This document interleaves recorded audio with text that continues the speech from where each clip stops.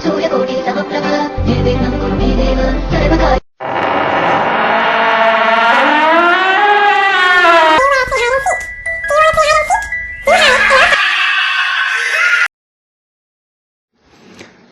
दोस्तों, जब किसी इंसान की कोई मनचाही मुराद अचानक पूरी हो जाती है तो वो बेहद खुश होता है, और ऐसा ही कुछ हुआ मेरे साथ।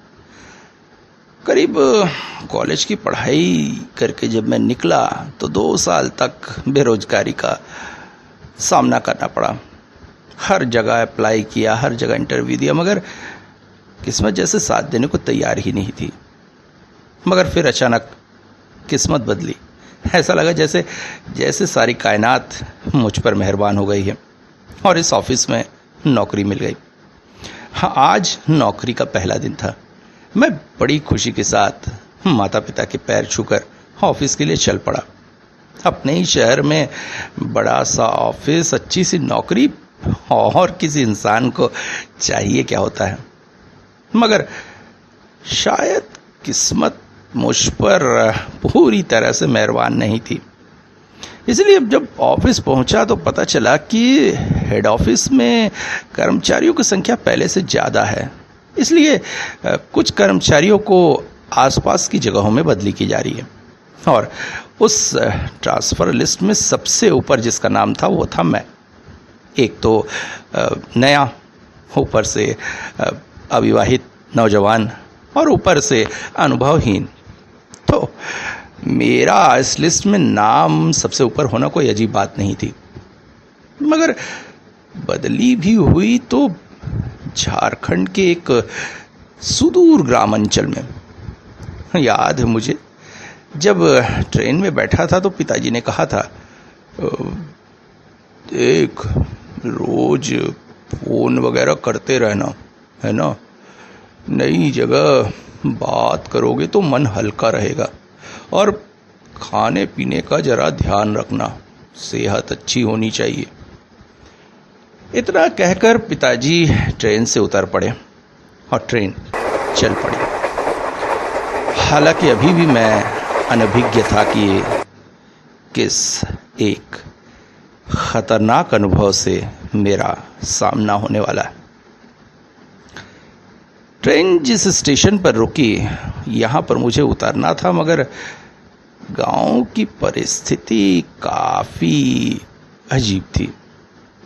आज के ज़माने में भी ऐसा एक जीर्ण शीर्ण पिछड़ा सा गांव, जिसमें लोगों के घरों की संख्या काफ़ी कम। वैसे दिन भर सब कुछ ठीक ही रहता था, मगर शाम ढलते ही जैसे वीरानी छा जाती थी।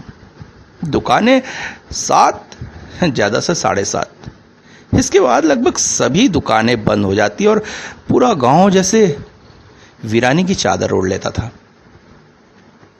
मेरा क्वार्टर थोड़ा बाहर की तरफ था। कभी कभी थोड़ा अजीब लगता था, मगर अब क्या किया जा सकता है, नौकरी तो करनी ही थी। एक दिन ऐसे ही मैं बाजार की तरफ निकल गया था। यहाँ पर एक माँ काली का मंदिर भी है। अक्सर मैं आते जाते उस मंदिर में थोड़ा समय बिता लेता था। नहीं, ऐसे मैं कोई बहुत बड़ा भक्त इंसान नहीं हूँ, मगर जहाँ पर आप लोगों का चेहरा देखने को तरस जाते हो, ऐसे में अगर थोड़े से भी लोगों की भीड़ भाड़ दिखाई दे तो अच्छा लगता है। क्योंकि कुछ समय बाद तो ये सब कुछ शांत हो जाता है और वीराने की चादर फैल जाती है। इसलिए जब भी समय मिलता मैं मंदिर में ही जाकर बैठ जाता था। आते जाते कुछ लोग मिल जाते, चहल पहल मिल जाती और मन को शांति मिल जाती, सो अलग। उस दिन शाम को मंदिर में बैठने के बाद मैं घर लौट रहा था। जल्दी जल्दी में कुछ खरीदारी भी करनी थी, अभी तो दुकानें बंद हो जाएंगी। एक दुकान पर पहुंचा तो दुकानदार, जो थोड़ा सा वृद्ध था, उसने कहा, अरे बाबू, तिमले के डर नहीं लगता? डर? किस बात का डर? अरे खाली हाथ में घूमत बा, यहाँ देखला कोई भी खाली हाथ नहीं घूमता है। मगर बात क्या है? एक गांव में बहुत भालू का उत्पात, का जाने कब कहां से हमला कर दे। खाली हाथ नहीं घूमना। ऐसे तुम जवान लोग को काहे का डरना, मगर भालू के अलावा भी कुछ है। हाँ, क्या क्या है? कुछ नहीं, ये लो तुम्हारा सामान। उसने जैसे मुझे टरकाने की कोशिश की, मगर उसकी बातों में एक अजीब सी सूचना जैसी थी, जैसे वो कुछ कहना चाहता था मगर मुझसे कह ना सका। मैं यही सोचते सोचते अपने क्वार्टर में आ गया। यहाँ पर एक बड़ी परेशानी है। गर्मी पड़ती है तो भट्टी की तरह, और ठंड पड़ती है तो कश्मीर की तरह। और गर्मी में सबसे बड़ी बात अक्सर लोड शेडिंग में लाइट चली जाती है। आज रात को भी कुछ ऐसे ही हालात थे। कमरे में पड़े पड़े गर्मी में रहा नहीं जा रहा था, सो दरवाज़ा खोलकर बाहर निकल आया। जैसा कि मैंने बताया था, मेरा क्वार्टर थोड़ा सा बाहर की तरफ है, इसलिए आसपास जो घर हैं वो थोड़ी दूरी पर ही हैं। चारों तरफ पेड़ पौधों की अच्छी कटारें हैं। बस यही सोचकर मैं बाहर बैठा हुआ था और ठंडी हवा का सेवन कर रहा था कि तभी महसूस हुआ जैसे पास ही में कोई है, और ये सोचकर मेरे शरीर में सिहरन दौड़ गई, क्योंकि उस दुकानदार ने बताया था कि यहाँ भालुओं का बहुत उत्पात है। मैंने एक बार पलट कर उस ओर देखा और महसूस किया जैसे वो जो भी था अचानक ही वहां से हट गया। मगर मुझे इस बात का एहसास हो गया कि वो 4 पैरों वाला कोई भालू या दूसरा जीव नहीं, बल्कि जो भी है वो 2 पैरों पे चलता है। तभी मैंने उठकर अपने कमरे की तरफ जाना शुरू किया। कमरे के आकर मैंने दरवाज़ा बंद कर लिया कि तभी एक दूसरी बात ने मेरे दिमाग पर असर किया। कमरा पूरी तरह से अंधेरा था। क्या पता जो भी बाहर था वो मेरे पहुंचने से पहले अगर कमरे में आ गया होगा तो। सोचते ही साथ मेरे शरीर में सिहरन दौड़ गई, और तभी मैंने महसूस किया किसी के सांस लेने की आवाज। धीरे धीरे मैं उसे सुनता रहा। मैं शरीर में पसीने से भीगने लगा था, गर्मी की वजह से नहीं, जो कुछ भी मेरे साथ हो रहा था उसकी वजह से। मैंने धीरे से अपनी मोबाइल उठाई। यहाँ पर हालांकि नेटवर्क नहीं होता है, मगर मोबाइल को टॉर्च की तरह तो यूज किया जा सकता है। मोबाइल टॉर्च की रोशनी में मैंने पूरे घर को खंगाल कर देखा, मगर कोई नहीं था। इसका मतलब वो जो भी है, जिसकी भी सांसों की आवाज मुझे आ रही है, वो बाहर है। और तभी दरवाजे पर धकेलने की आवाज हुई, जैसे कोई दरवाजा खोलकर अंदर आना चाहता हो। मैं बिल्कुल सिहरन से भर उठा। अब मुझसे रहा नहीं जा रहा था। मैं जोर से चीखना पड़ता चाह रहा था कि जाओ यहाँ से, मगर डर के मारे मेरी आवाज भी नहीं निकल रही थी। मुझे कुछ भी समझ में नहीं आ रहा था ठीक से कि आखिर बाहर कोई है या अंदर कोई है, या फिर बाहर और अंदर दोनों ही कोई है। कि तभी लाइट आ गई। कहां कोई है? नहीं, कमरे में तो कोई नहीं। कुछ देर तक चुपचाप लेटने से महसूस हुआ कि बाहर भी कोई नहीं है। तो फिर ये क्या था? इसी पशुपेश में आगे के दिन बीतने लगे कि तभी 2 दिन बाद हमारे बड़े बाबू ने इस बात को महसूस कर लिया। मेरे पास आकर बोले, आजकल आप थोड़े अनमने से रहते हैं, क्या बात है? जी कुछ नहीं, नई जगह है ना तो थोड़ा। नहीं, नई जगह का होना और आपके व्यवहार में कुछ अंतर है। कुछ हुआ है क्या? मुझसे अब रहा नहीं गया। मैंने उस रात की घटना को उनसे शेयर करना चाहा। बड़े बाबू ने कहा, चलिए कैंटीन चलते हैं। हम दोनों कैंटीन पहुंच गए। कैंटीन में चाय पीते पीते मैंने उस रात की सारी घटना उन्हें बता दी। वो बोले, आप बहुत किस्मत वाले जो बच गए। ये बात आपको पहले बतानी चाहिए थी। मगर आपको यहाँ आए कितने दिन हुए हैं? जी यही कोई 12-15 दिन। ओहो, इतने में ही आपके साथ ये सब हो गया। मगर बात क्या है? चुप चुप, यहाँ कोई बात नहीं। अब मेरे चेम्बर में चलते हैं, वहाँ बात करेंगे। यहाँ ये सब बात करना उचित नहीं। कहकर उन्होंने कैंटीन का पैसा दिया और मुझे अपने साथ अपने चेम्बर में ले गए। चेम्बर में हम दोनों ने कुर्सी खींचकर बैठ गए। बड़े बाबू ने चेम्बर का दरवाज़ा बंद कर दिया। बोल पड़े, देखिए ये गांव ऐसे तो बहुत ही अच्छा है, शांत सौम्य, मगर यहाँ आसपास कुछ आदिवासी प्रजाति के लोग रहते हैं जो वैसे तो मुख्य धारा में मिले हुए और सभ्य कहलाते हैं, मगर आंतरिक रूप से आज भी आदिम युग में जीते हैं और नरबली की प्रथा को मानते हैं। अभी दुर्गा पूजा आने वाली, एक और जहां हम लोग सब माँ की पूजा करते हैं, वहीं ये लोग माँ की पूजा नरबली से करते हैं। और इस नरबली में ये उपयोग करते हैं गांव से बाहर के किसी व्यक्ति को। इनके गुप्तचर गांव में घूमते हैं और जैसे ही किसी बाहर से आए हुए व्यक्ति के बारे में पता चलता है तो कबीले को खबर दे देते हैं। ऐसे ही कोई गुप्तचर उस रात आपके घर के पास था। आपका गांव में नए होने की खबर इन लोगों को मिल चुकी है। अब आपको थोड़ा सावधान रहना होगा। मैं तो कहता हूँ किसी को अपने साथ रख लीजिए क्वार्टर में।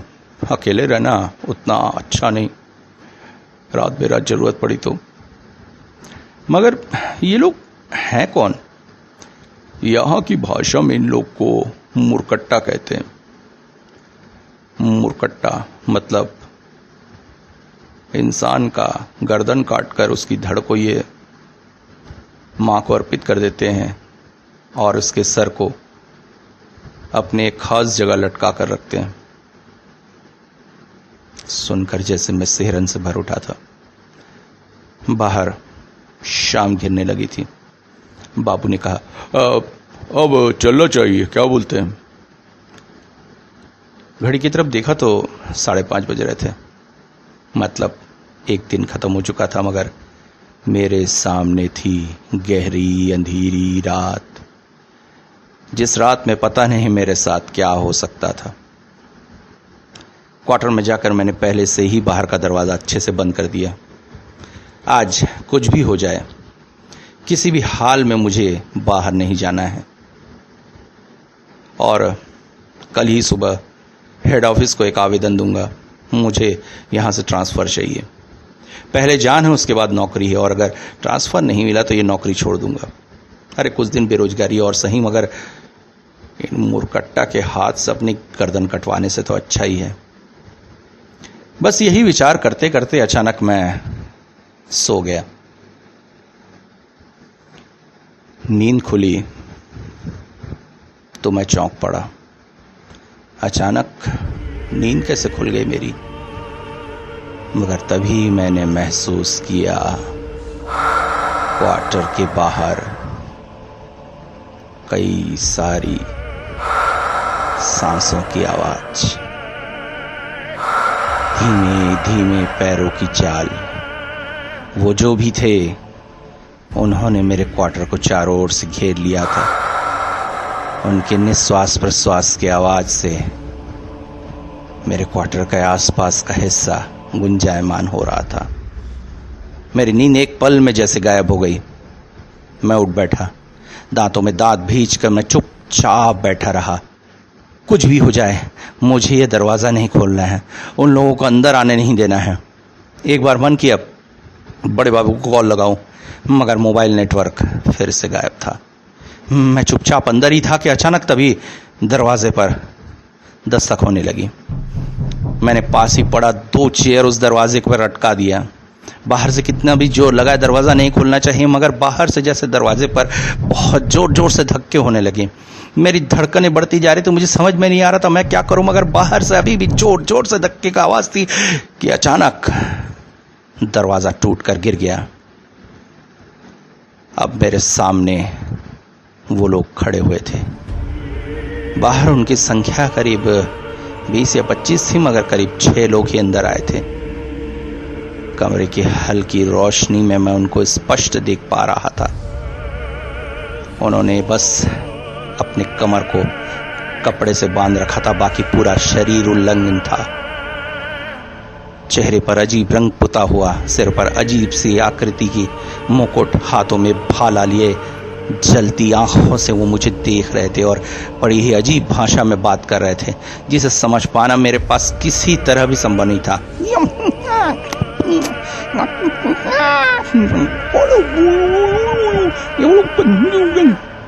वो लोग आपस में कुछ बातें करते रहे और फिर अचानक उन्होंने मुझे पकड़ लिया।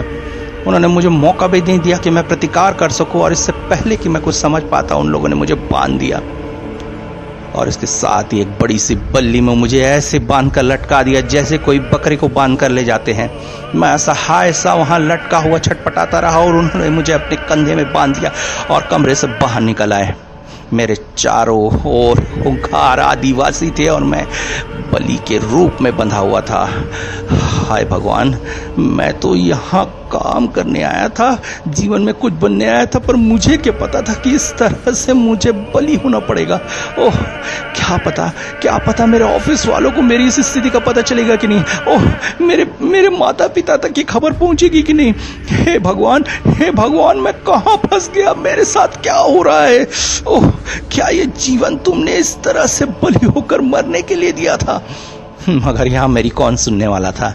अजीब अजीब तरह की आवाज करते हुए वो लोग मुझे अपने कंधों पर लटकाए हुए लिए चले जा रहे थे। उनकी खुशी का ठिकाना ना था। कुछ लोग तो नाच भी रहे थे कि अचानक वो लोग चीख पड़े। उन्होंने मेरे लकड़ी में बंधे हुए शरीर को एक तरफ फेंक दिया और अजीब और गरीब आवाज करते हुए, आर्तनाद करते हुए दूर दूर भागने लगे।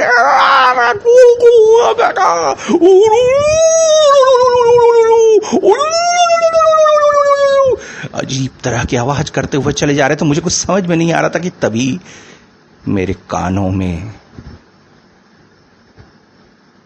एक बच्ची के हंसने की आवाज पड़ी। मैं चौंक पड़ा। मैंने किसी तरह अपने हाथ पांव छटपटाने शुरू किए कि किसी तरह उस लकड़ी से मैं आजाद हो जाऊं और देख सकूं आखिर माजरा क्या है। तभी मुझे महसूस हुआ कि वो बच्ची धीरे धीरे मेरे करीब आ रही थी। उसकी खिलखिलाहट, उसके पाजेब की आवाज मेरे कानों में पड़ रही थी। अब तक वो सारे जंगली यहां से भाग चुके थे। मैंने किसी तरह अपने आप को उस बंधन से छुड़ाने में सफलता प्राप्त की और जैसे ही मुड़कर देखा, मेरा पूरा शरीर सिहरन से भर चुका। मेरे सामने खड़ी सी 2-3 साल की एक छोटी बच्ची, जिसने भी पूरा आदिवासी रूप धरा हुआ था। कमर के नीचे से फिर कपड़ा बंधा था, कमर के ऊपर के उसके शरीर को उसके बालों ने ढका हुआ था। उसके पैरों में आलता लगा था और पैरों में पाजेब थी और वो निरंतर खिलखिला रही थी। उसे देखकर मैं देखता ही रह गया और धीरे धीरे मेरी आंखें मूंद गई। आंखें खोली तो खुद को मैंने बिस्तर पर पाया। पास ही बड़े बाबू और ऑफिस के 1-2 कर्मचारी खड़े थे। बड़े बाबू ने मुझे देखते कहा, कैसे है सर अब? मैंने थोड़ा सा सिर उठाने की कोशिश की तो कमजोरी के मारे अपने आप को असहाय पाया। नहीं, लेटे रहिए। बड़ी किस्मत वाले हैं साहब। हाँ, मुरकट्टा के हाथों में पड़कर भी आप बच गए। माता रानी की बहुत कृपा है आप पर। अक्सर मंदिर जाकर बैठते थे ना, शायद इसीलिए। चलिए विश्राम करिए, हेड ऑफिस को हमने खबर कर दी है, आपकी बदली होने वाली है। इसके बाद बदली में मैं फिर से वापस हेड ऑफिस में आ गया, मगर उन लोगों को मैं ये नहीं बता सका कि आखिर मैं मोरकट्टा के हाथ से कैसे बचा था। बताता भी तो आखिर क्या, क्योंकि मुझे खुद भी तो समझ में नहीं आया था कि आखिर उस रात हुआ क्या था, क्यों वो लोग मुझे इस तरह छोड़कर चले गए, और आखिर वो आदिवासी बच्ची कौन थी जिससे वो डर कर चले गए। अगर मेरे विचार से विचार करे तो शायद वो मां का ही प्रतिरूप थी, क्योंकि कोई भी मां अपने बच्चों की बलि नहीं चाहती है, मगर अगर बच्चे जिद कर उसे कुछ अर्पित करते हैं तो वो उसे अस्वीकार भी तो नहीं कर सकती है। या फिर शायद मेरे माता पिता की आशीर्वाद का कमाल था जिसने मां को भी मजबूर कर दिया कि उन जालिमों के हाथों से मेरी रक्षा करे। इसीलिए हमेशा अपने माँ बाप का आशीर्वाद अपने सर पर रखना चाहिए। क्या पता कब कौन सी मुसीबत आपके सर में आ जाए, ऐसे समय में यह आशीर्वाद भी उस महाशक्ति को मजबूर कर देता है कि वो आपकी रक्षा करे।